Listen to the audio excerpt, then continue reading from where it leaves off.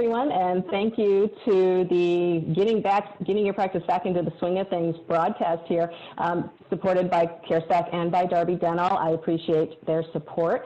This has been a series that we decided to put together to help your practice get back into the swing of things. I am really excited that Angela Davis-Sullivan, I just know her as Ange, is going to be presenting on case acceptance. What do practices do to increase case acceptance? Angela's got over 30 years experience. We don't like to say 30 years experience when we've been doing this a long time, but that's how much she has, and I'm the same way, Angela, so, you know, I'm not trying to throw you under the bus here.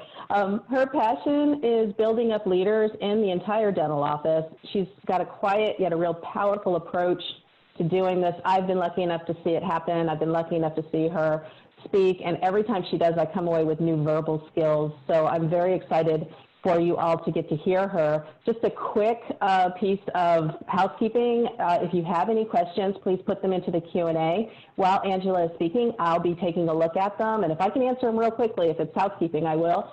But the real meat of the questions, I'll definitely save for the end, and she'll do a Q&A with you.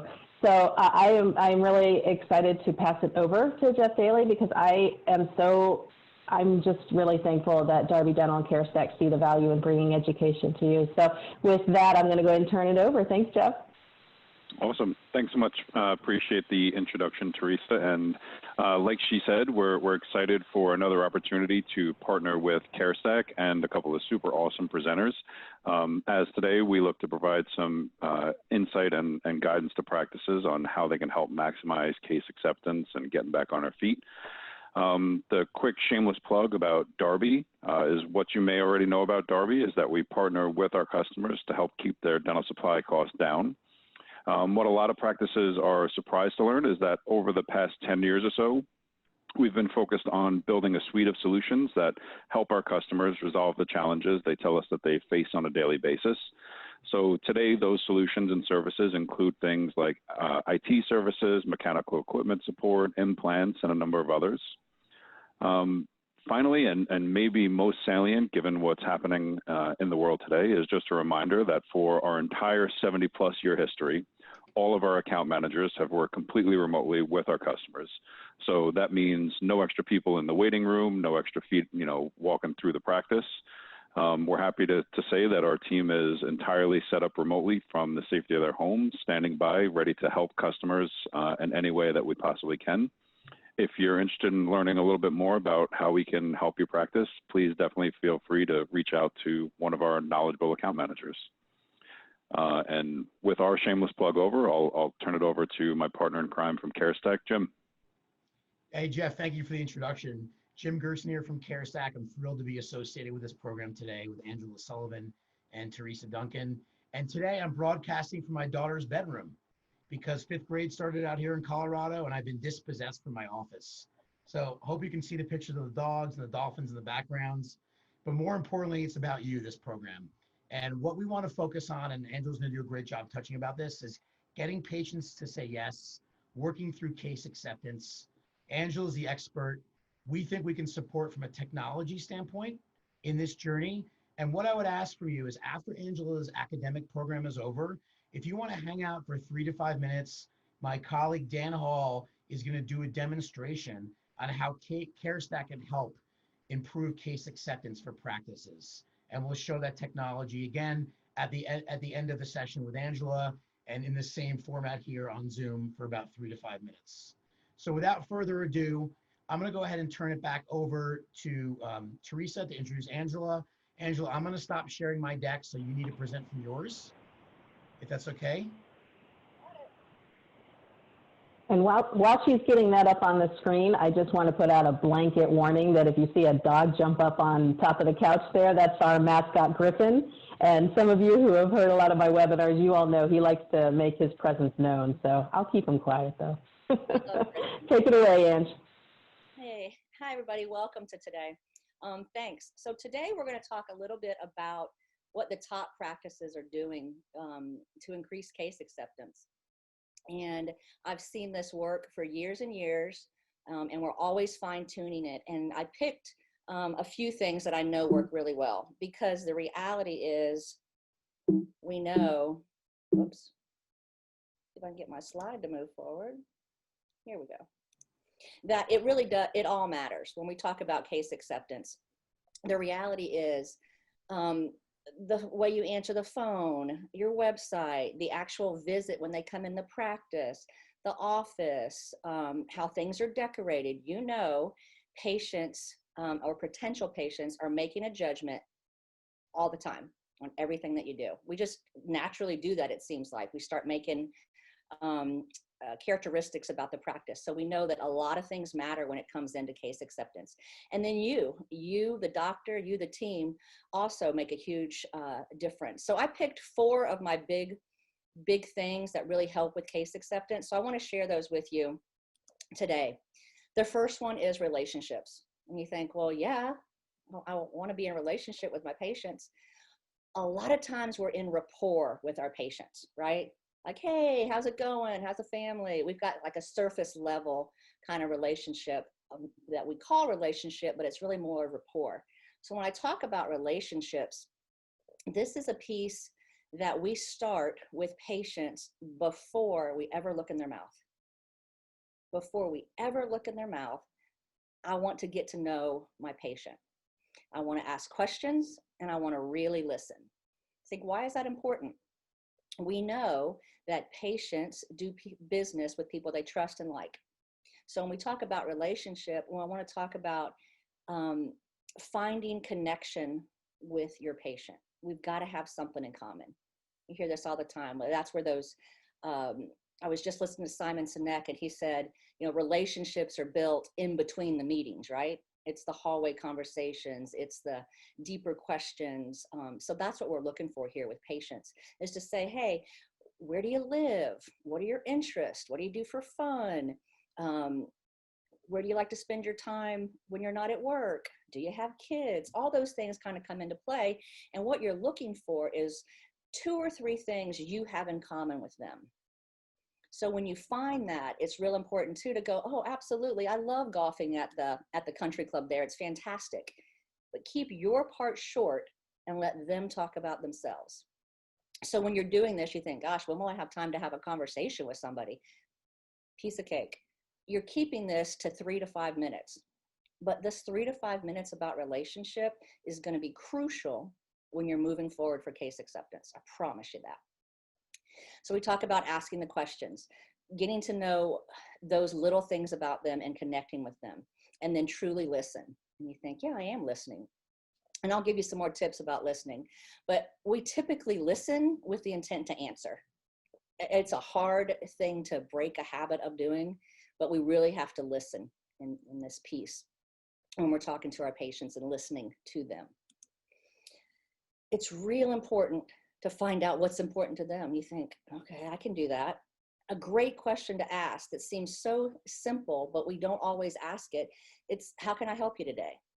Or what's the most important thing I can do for you today? And when you're talking to these patients, I want to make sure that you're eye level with them, okay? I don't want you to be above them. You could be a smidge below them, but really want to be eye to eye with them. Find out what's important to them. What brought them into the dentist, okay? So you're going through those questions and you're thinking, I've got to meet this patient where they are.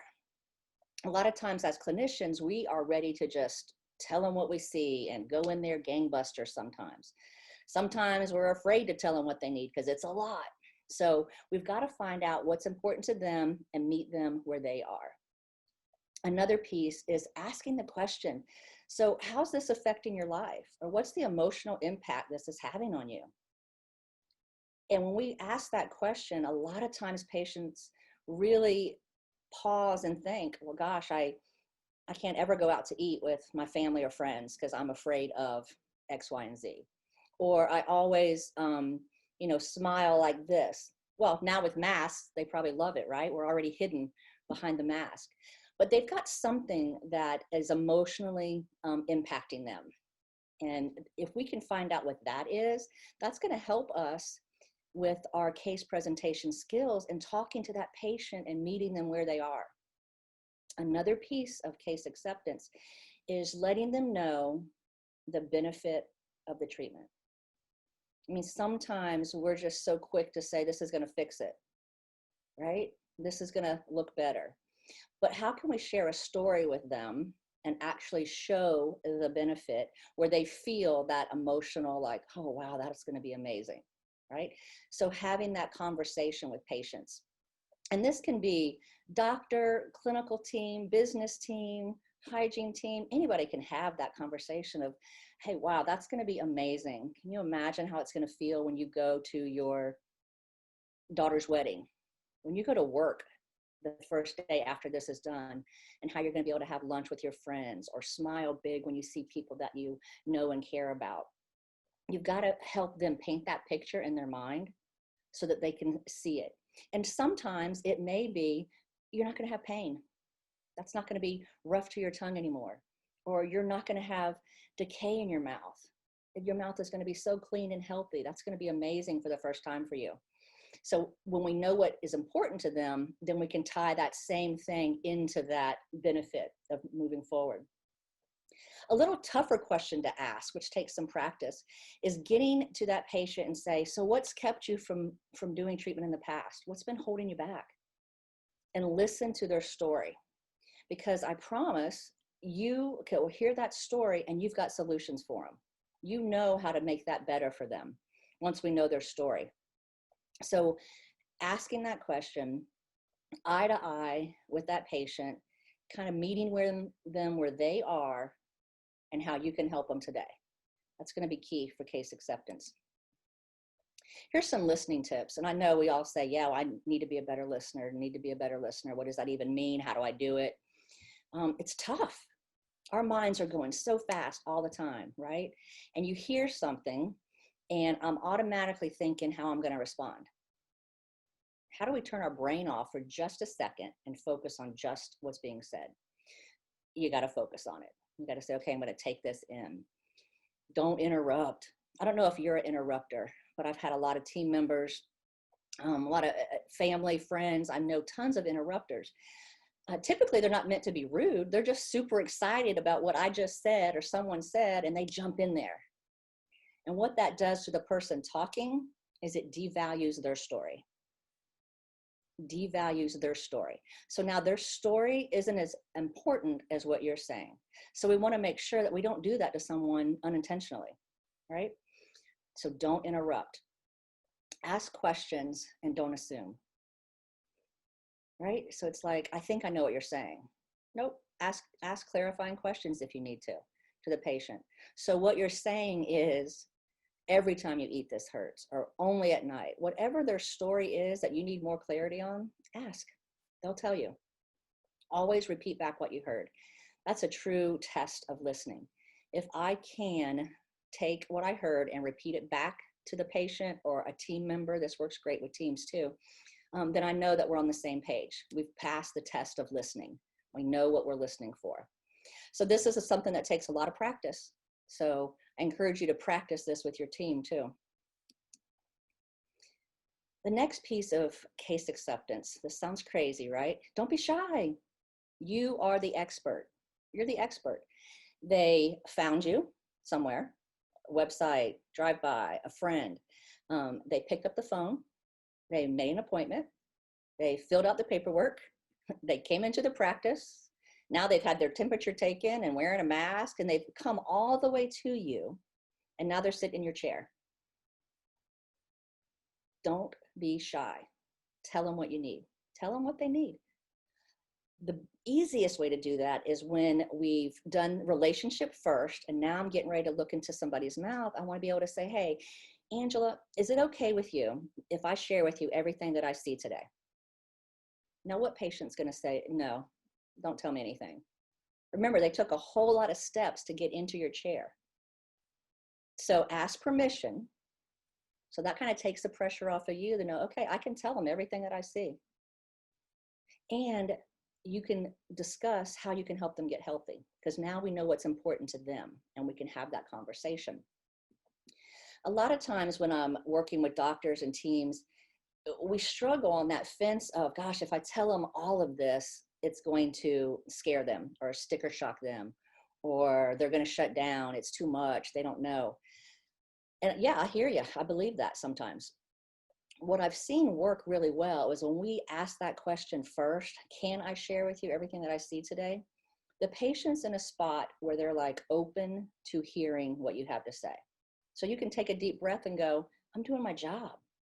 I'm the expert in dentistry, and I'm going to share with you everything that I see. That's what I do. So you're able to share with that patient what you discovered. And when you can, find something good to share with them too. Find them something good to share.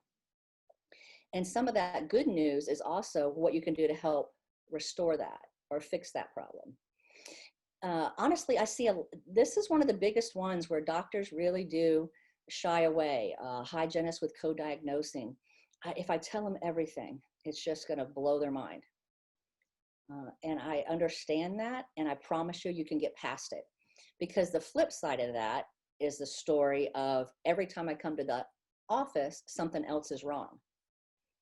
Well, it might not be that something else was wrong. It was we didn't tell you about that the first time you were here.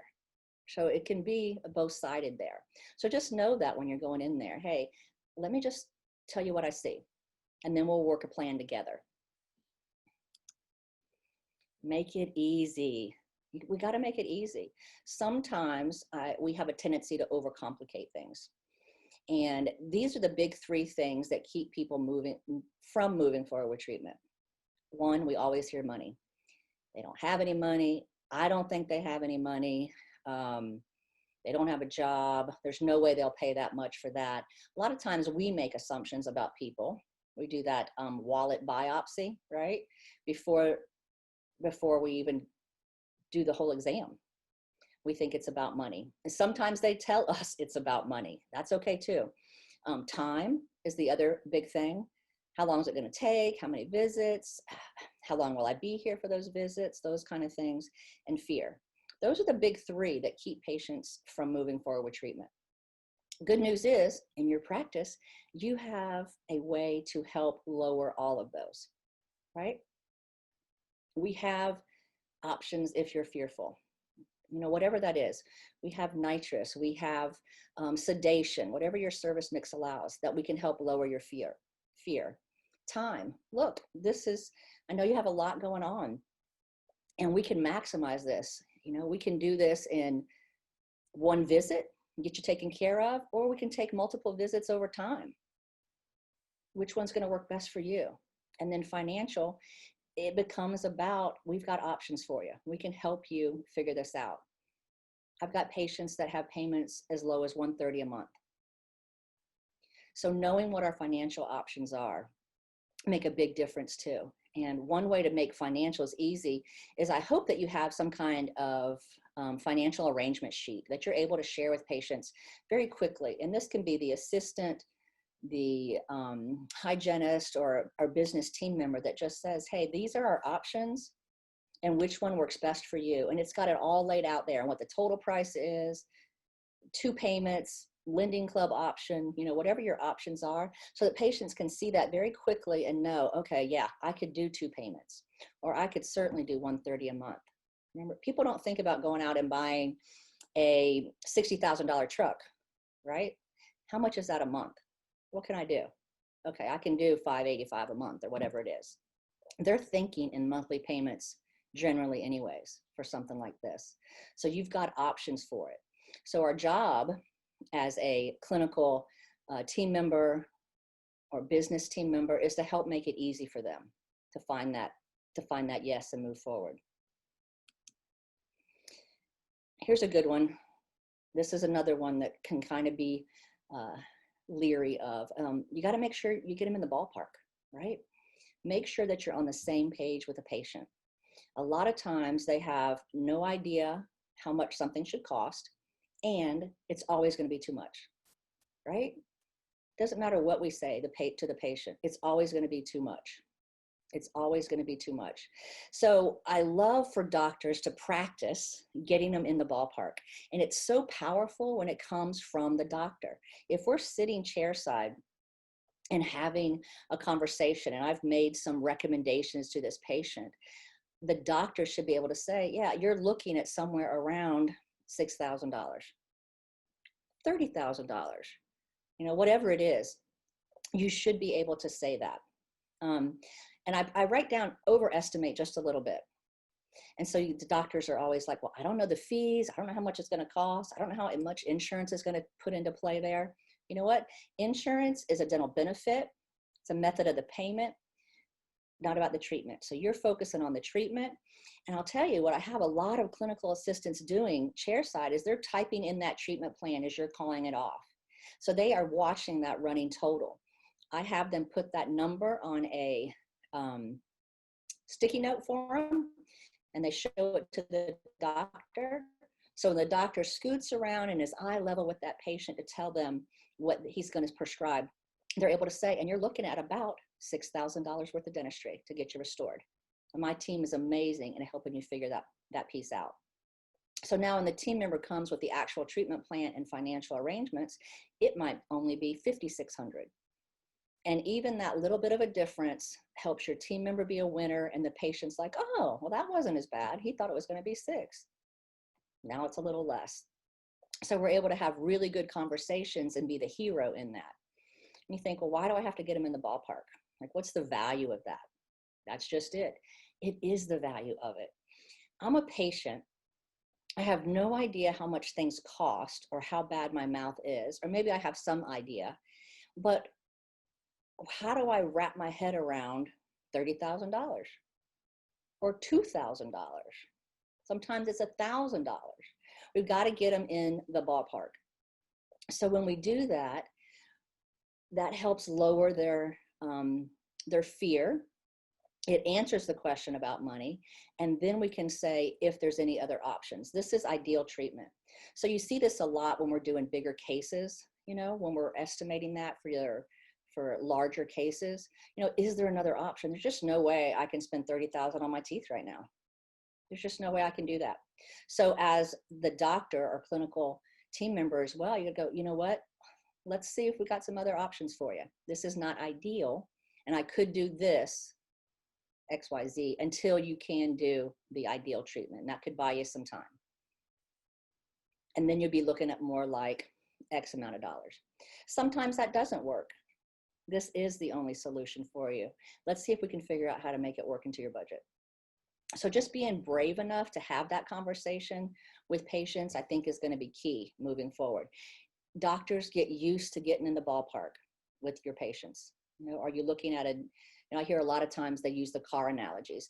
Are we looking at a Prius, or are we looking at, our Ford F450 or Mercedes or, something like that? Where are we on the spectrum?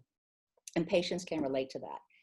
It's also a payment, a monthly payment that they can swallow. That's what you're looking for there. Get them in the ballpark. Words matter. Words matter a lot. Body language matters as well, but a lot of times too, if we just focused on the words that we choose to use, we can have a huge impact. And these are some of my favorite keywords. Absolutely, right? So when the doctor leaves the room, he looks over at the clinical assistant or the hygienist. Do I really need that done? Absolutely. Absolutely. One of the things I love about Dr. Harper, she's very conservative. So when she says it's time to get it done, it's time. I trust her with my family and my dental needs. See, we're building that relationship and solidifying the steps to get to yes. Absolutely. We've got options to make it affordable. She's so gentle. Didn't you have a good visit with her today? She's so gentle. It'll be easy. And this is what she's prescribed. Prescribed, not recommended. Big difference, right? I'm going to recommend a crown and a filling. Or recommend can be like I'm recommending a good movie or a good restaurant, that kind of thing. In the clinical environment that we're in, you're prescribing treatment. So own it, prescribed. Doctor has prescribed some crown and some fillings for you. Here's how we move forward with that. You're creating value for what you're actually doing. It is going to take some time to get used to saying prescribed. But I promise it adds value to what you're saying and what you're recommending that helps in that case acceptance process by just saying, this is what the doctor has prescribed. I'm prescribing for you. And then sometimes you have to give them the why. Sometimes I hear it a lot when we say we're going to recommend a night guard. I'm like, okay, recommended. No, I'm going to prescribe a night guard for you to help with your XYZ. I'm going to prescribe a crown for you to fix that tooth so it's whole again and you can eat and chew like normal. So that's why we use that word prescribed. Here's a few others of my key words. Amazing, dependable, skilled, urgent is one of my favorites. Doctor, what next? What's the most next urgent area for Angela to work on next? Right? Oh, dang, that sounds serious. Next urgent, right? Let's find a time that's convenient for you. We have opportunities available, right?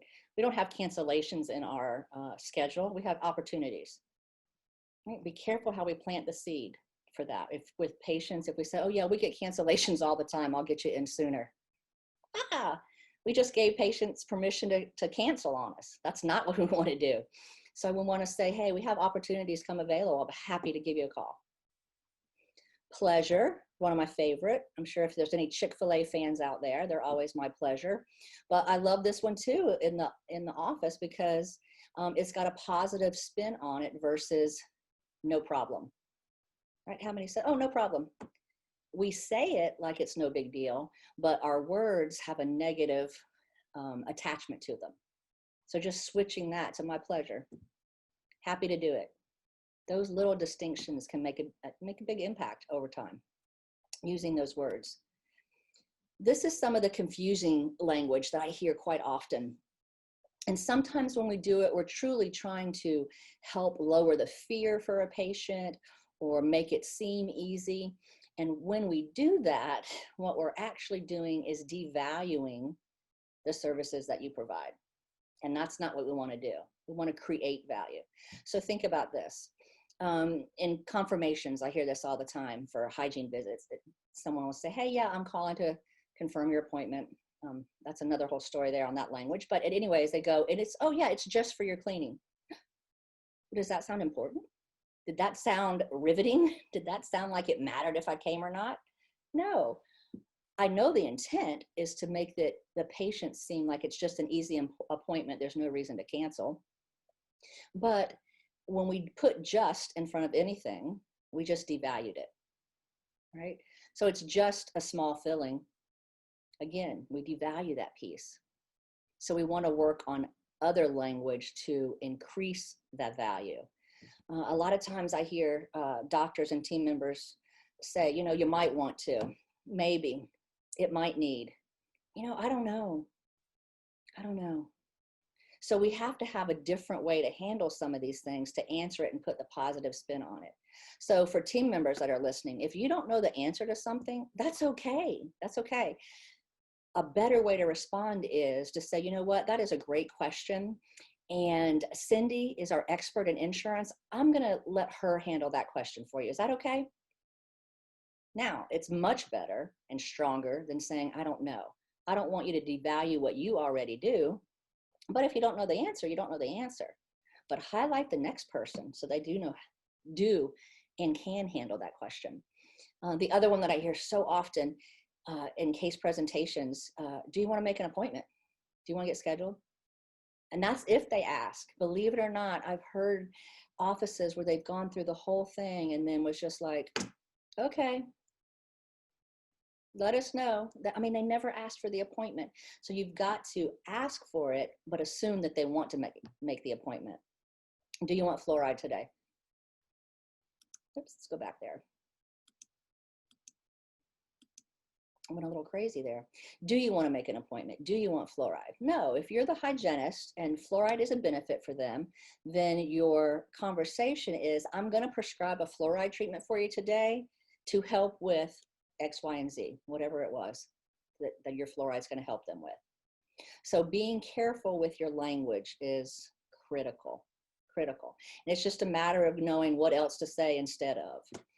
We say this stuff because that's what we heard somebody else say. That's how we were trained at one time.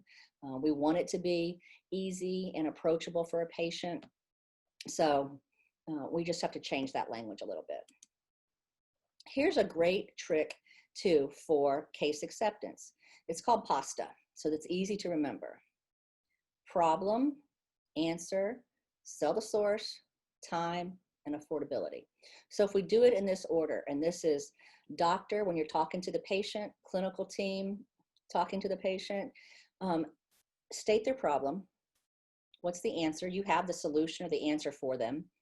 Sell the source. Sell the source means, you know what, Dr. Harper has advanced training in this. You're in great hands here.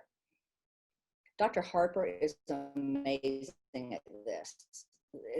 This looks so good when you're done. She is so gentle. Oh, have you met our hygienist, Blanca? She is so sweet. You're gonna be great in her chair doing that periodontal therapy. You're selling the source. And then it's time. And time can be about how long can I do this over? Or it can be how much time in a chair. Meet the patient where they are on that. And then affordability. Hey, I've got a great team and we're going to help figure out a way to make this affordable for you. So when you go through those steps each time, you're saying it again for the patient, right? It's all about, we know that why did we see all the same commercials for months and months? People have to hear things multiple times. Same thing here. This is kind of that recap for our patients so that they know what's next and we're on the same page with them.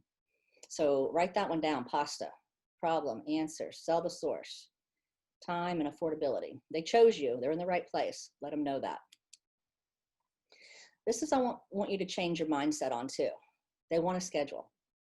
They really do want to schedule. They may not know how they're going to pay for it yet. They may not know their schedule yet, but they want to be in there and they want to get scheduled. So we have to assume the sale, so to speak. Do you prefer mornings or afternoons? Let's get you on the schedule. So you've got to practice all those phrases and these two questions until it becomes natural for you to say that at the end of every treatment case that you're presenting, right? Everything. This is great. What doctor has prescribed treatment on the upper right is the most urgent and where we need to start. Let's go ahead and get you on the schedule. Are you looking for a morning or an afternoon? Okay, so we're helping them down the path. If they have questions about money, they will tell you and it will come up and then we can handle that as well. But they already know what they need. They know they're in the right place to do it. We've built relationship and started some groundwork for trust. So sometimes, you know, one appointment with treatment has to help solidify that trust that they know that they can keep going and they're in the right place. But they want to schedule.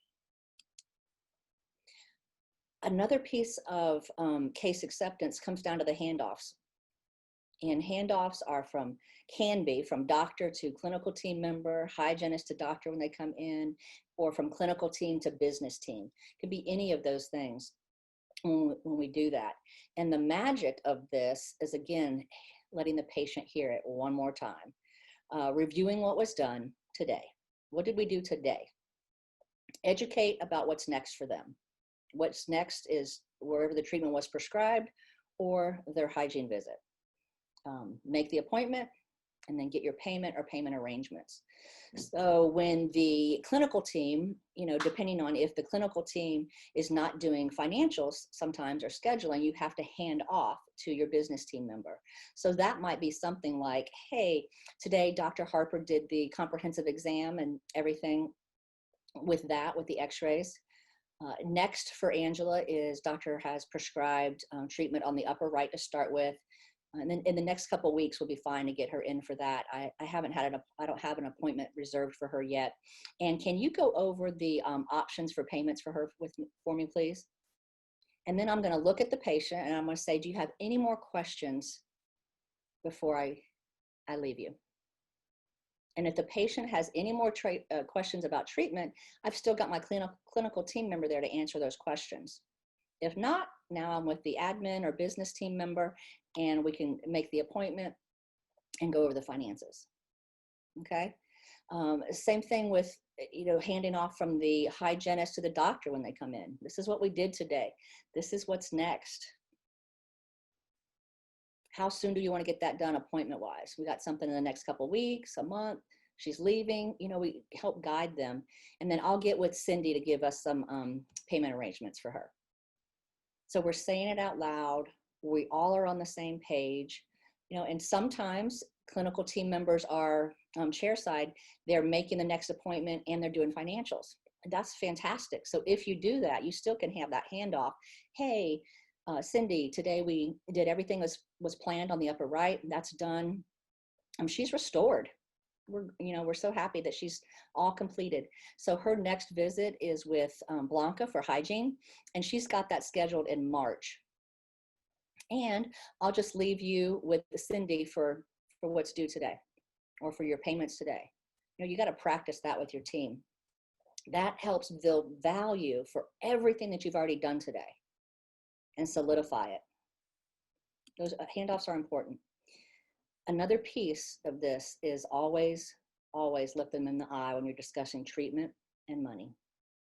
If we can't look them in the eye, we're not building trust.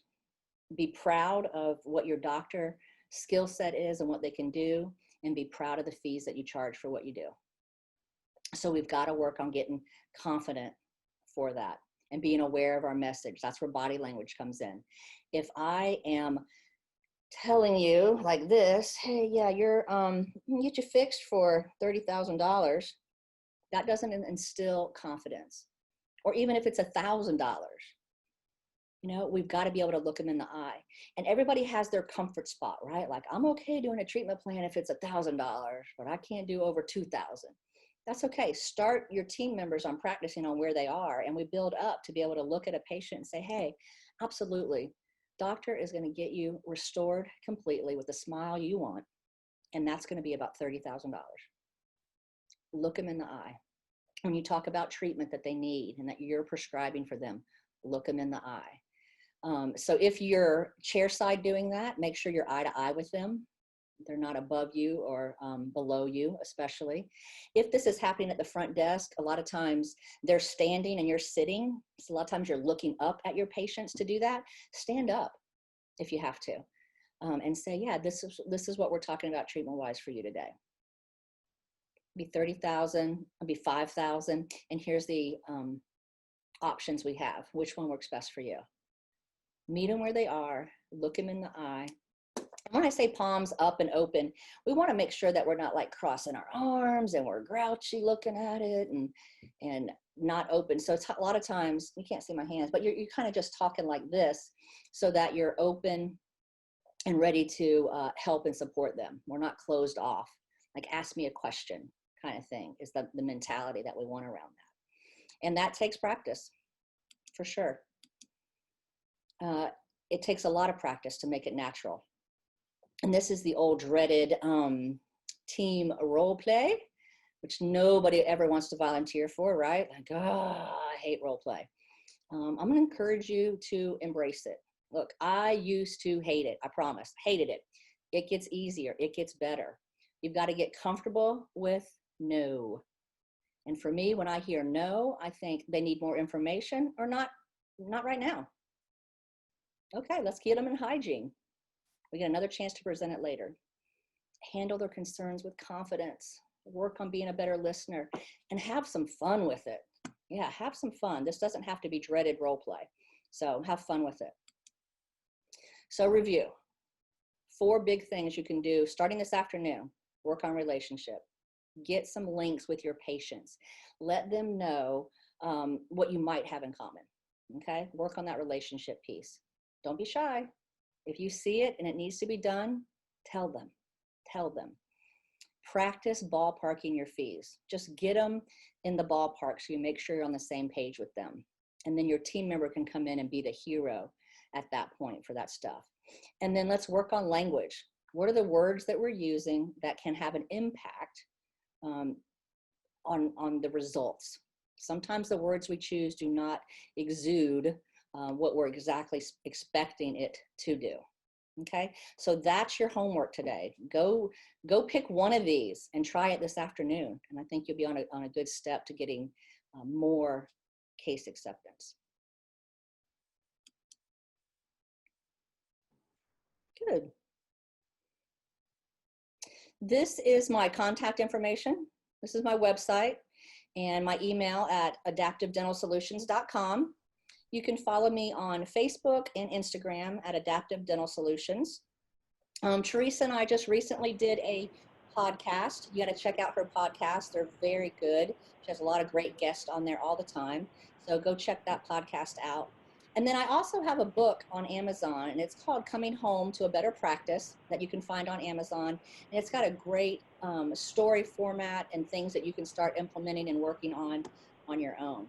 So, and I also want to let you know that the first 3 people that email me, put CareStack in the subject line, and I'll send you a link to my calendar, and we can schedule a 30-minute complimentary, just pick my brain for a few minutes. And then I also wanted to let you know that I have a whole list of power words and power phrases. And if you'd like that list, just email me and in the subject line put power phrases. And I'll send you that so you can kind of just start incorporating your words and what you want to start using. What do you want to get rid of and what do you want to start using? Good deal. Angela, yeah, absolutely. I just wanted to thank you. I want to turn over to Teresa because we do have some questions, and I want to encourage people to hang out and use the Q&A feature because we do have a couple of questions from the audience. And leave this slide up so people have your contact information. Okay, sure. Teresa, go for it, please. All right. Okay. So this question came in. What are some things we can do as a practice to create a patient-friendly treatment plan? Yeah. So my favorite is to not get stuck in the weed with all the insurance stuff on there. I know sometimes we present this pretty form and it has our fee, the negotiated insurance fee, the estimated portion, their estimated portion. You know, that's fine. Yeah. Get to the bottom line. I like case presentation, especially in bigger cases where you don't have to line item it like a menu. You know, you've had patients look at that and go, well, I'll have the 4DO and the 13MO because they're the less expensive on there, right? Don't try not to do the menu if you don't have to. Just say, we're going to get you restored. It's going to be some fillings and some crowns or whatever it is. And here's what it would be. Here's what it would be. Bottom line. Well put. Teresa, do you mind if I jump in here for quick seconds? Yeah, go ahead. Yeah, after we're done with the Q&A, I think that question really ties well into the CareStack technology. And so after we're done here with the academic part, that's a really good segue in a few moments to show you what CareStack has that may be a good resource. Perfect. For people out there. Thank you. Okay, I have another one for you. Who is the best person for going over the financials? I love that question. So, in a perfect world, everybody on your team should be able to go over financials. I think when you limit one person doing that, you tie your hands behind your back. What if they're out that day? Are you going to risk that because somebody is out or have somebody fumble through it? I've had people, assistants do it, admin team do it, hygienists do it. It's all about training and preparing them for those conversations. And look, does it happen all the time? No. But big cases, you might have 1 or 2 team members that are your best at doing it. They're the most confident. Other ones could do some quadrant type stuff maybe that they can present the financials on. But it's about who's the most confident person. The reason I say clinical team sometimes is you guys are spending a lot of time with them. You're their advocate back there, and you have an opportunity to say, look, I'm going to help you figure this out. I'm going to help you figure this out. Let's do this. And so you can have that conversation with them. But not today if you haven't been trained on it. So, yeah, you have to train on them. I've had doctors go back and go, you can do it.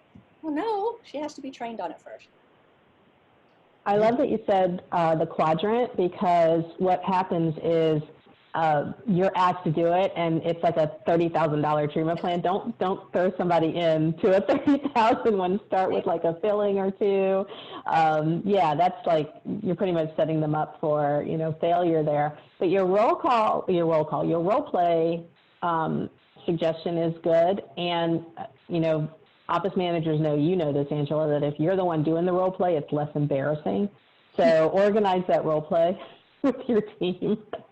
But it is important. How many times have you seen that turn around? I think it's really just such an important thing that is not fun for people initially. But how important have you seen that in your clients? It's been critical. Look, we've got to practice a lot of stuff. Number one, conversations. Think about your doctors and procedures the first time they get a CAD CAM, and they have to practice using that, right? Here's the thing, none of us have done anything for the first time perfectly. Think about riding a bike. They didn't put you on a 10-speed and say, good luck, little Johnny, don't forget to downshift at the hill. No, you start with training wheels, right? And you get some confidence up, Right. good, and you got a bike that fits. And then they take the training wheels off. Now you got a little more confidence. Now you can go a little faster. And you let your hands off the wheels. Completely, yeah. Like that. Yeah, we Angela and have to learn Teresa, that. can I ask you for a little bit of a pivot, if that's okay? Because I think Yeah.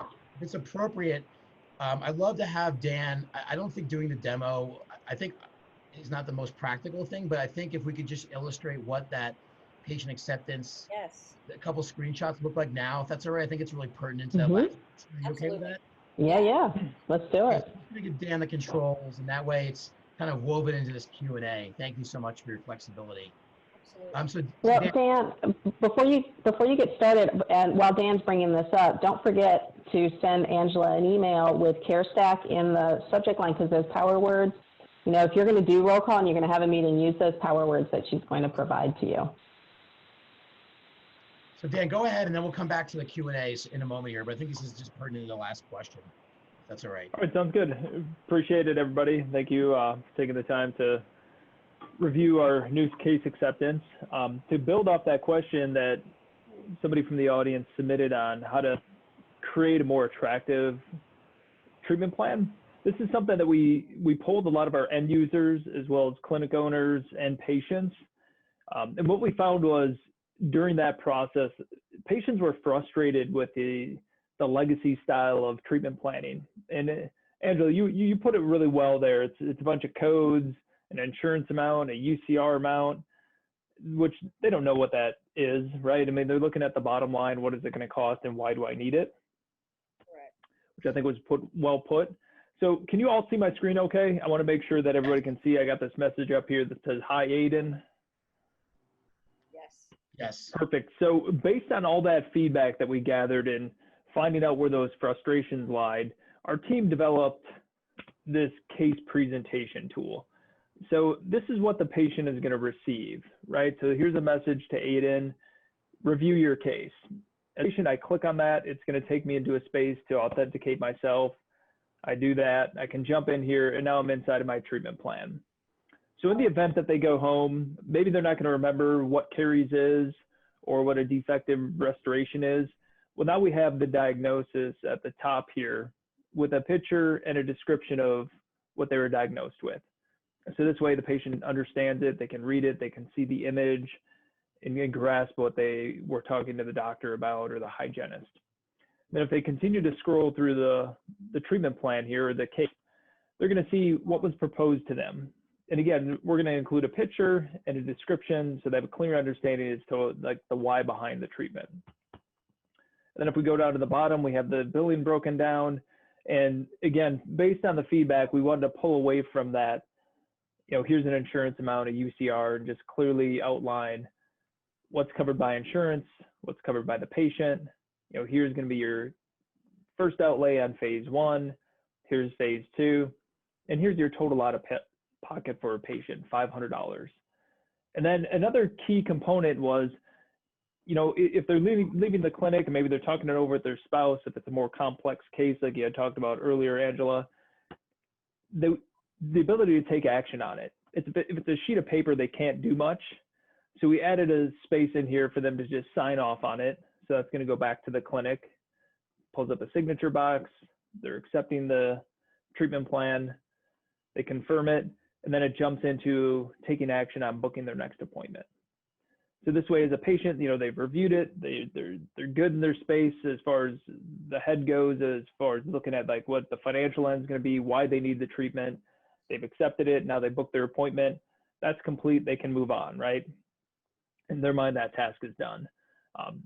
So I'm going to pause there, see if there's any follow-up questions. I know that was a question from the audience. Maybe there was some additional feedback they might have. Well, I had a question just thinking of that. So Ange, what would you do? You've got this confirmed, you've got the acceptance and all of that, and it falls between the cracks. So what's your follow-up suggestion on something like that? I'm going to call that patient and say, I'm super excited. I see that you went through your treatment plan and you've gotten scheduled. My only question is today is how do you plan on taking care of your portion that day? How can I help you with that before we get you in? Maybe they prepay before they even come in. Maybe they're going to bring it in that day, but I'm super excited that they called and got it scheduled. So I'm going to celebrate that with them first and then go to the financial part. Yeah, it's nice to have the tools to track something like that, but I know there's a lot of people out there that are like, they're like the only person at the front or just one of two, and things are so hectic. So it is important to put time aside for that. And so we had another question. Hold on a second. Oh, it came in as chat. Hold on. Okay, so does all this occur while the patient is in the chair or at home? And I'm thinking what Dan just showed us on the screen is what this person is referring to. You know, that's a good question, Teresa, and I think it can go both. I mean, right? This is something they could use as a tool when they're in the chair, because it is going to break it down, put the pictures up there. You have the educational piece, which is kind of that second opinion that we all seek. I mean, we all want to validate everything we buy these days by going out to Google and checking in on it. So you can do it from the chair, and they could sign it right from their device as well, too. So you could review it with them and still have it sent to the patient, again, to capture signatures. So maybe they don't want to use a communal digital clipboard on a tablet, you know, in the days of COVID, maybe they'd feel more comfortable just signing from their own smartphone. Everybody has the cooties nowadays. Yes. Nobody can touch anybody. I haven't heard cooties since like 6th grade. I know. Well, I figured since Jim is in his daughter's room, we'll go ahead and bring that up. So. All right. So I think that's about it there. And Dan, do you have anything else you want to show us on that? Actually, let me just close out and say thank you first to Angela. I know Dan, you have other things you want to show us too, but sure. Ange, thank you so much. I really, I love listening to you speak, and I think the information that you gave is so valuable. Again, I really hope that you all take advantage of the complimentary offer. That's pretty cool that she's doing that. And then remember to send her an email. We'll make sure that you have that in the slides. When the replay is available, you can grab it. But just make sure that you put CareStack in the subject line so that you can get these power words. So, Ange, thank you so much. Welcome. Angela, thank you. It was a really great program. So many takeaways for me personally in our business. So really appreciate it. Thank you for moderating. Absolutely. Thank you, Angela. Appreciate it. Teresa, all right. Angela, can you mute your screen for a moment if that's all right? Just to leave your contact. So Dan, I'm just going to give her presentation rights for a moment so you can put up your contact info once more. We might have lost her. Oh, I'm still here. Hold on. Let me just get rid of not sharing my screen anymore. So we did have a question, and while Angela's bringing that up, from someone in the audience about, how does CareStack orient itself in the marketplace? And Dan, do you mind if I just tackle this for a quick moment? No, go for it, Jim. Yeah, so CareStack is a 100% cloud-based solution for the complete dental management of the dental practice. And we typically work with two types of clients. For example, the practice that's looking to offer a contact-free or touchless experience, kind of like what Teresa was speaking about, everyone's afraid of cooties. And they see technologies enabling it and just don't know how to get there. And the second type of client is the one that's really grown frustrated and aggravated by managing multiple different software subscriptions stacked up on top of each other. It just becomes so cumbersome. And we hear and practices complain about 5 to 6 different software subscriptions that they're managing. In some cases, it provides for sleepless nights. So if you fall into one of those two buckets, we'd love to continue the conversation. I think what we would ask for the call to action is if you want to learn more about the case acceptance module with CareStack, that you go to carestack.com and you click on book a demo. Or Dan, if you want to put up your contact information in the chat, if you want to learn more about it in that Sure. avenue. That's probably the best way to learn more about CareStack. And just in closing, please reach out, engage with Angela. Angela, you did yourself a disservice. You didn't really talk about your background at the beginning. I know everyone's so humble here, but can you share with your audience just real fast on the way out, just kind of we still have everybody here, about what you were doing to kind of before starting your own thing? Absolutely. So I actually started in dentistry when I was 16. So imagine this, no gloves, rarely a mask, no Okay. safety goggles, playing with amalgam in your fingers. I mean, it was bad. But no, I loved that when I was in high school, went on to school, and then became expanded functions dental assistant, kept going to school, couldn't figure out what I wanted to do. Have a degree in biology. That's real helpful. I don't know in what. And then just kind of worked up my way. I was sat chairside for a long time. I was a new patient coordinator. I was an office manager. And then we had a coach come in our practice. And I loved what she was doing. And I said, I want to do that next. So then I was able to work with other teams and have been coaching dental practices now for 15 years, I think. So yeah, been coaching, and I just love that piece of it. Love dentistry. Yeah, thank you for sharing your voyage with us. Really appreciate it. Yeah. So on behalf of CareStack and Darby, Angela, and Teresa, really thank you for moderating and hosting this program today. Please keep an eye out for our next program, which is going to be here in about a week and a half. We'll have a poster to follow. I think the best way to stay in touch with CareStack and our education content is to follow us on LinkedIn. That's the best way to see the upcoming programs. And if you're receiving our emails, continue to opt in. We'll keep you notified. So on behalf of Dan Hall, thank you so much for your time today. Really appreciate it, and we look forward to seeing you on our next webinar. Please stay healthy and safe. Take care, everyone. Bye. Bye-bye.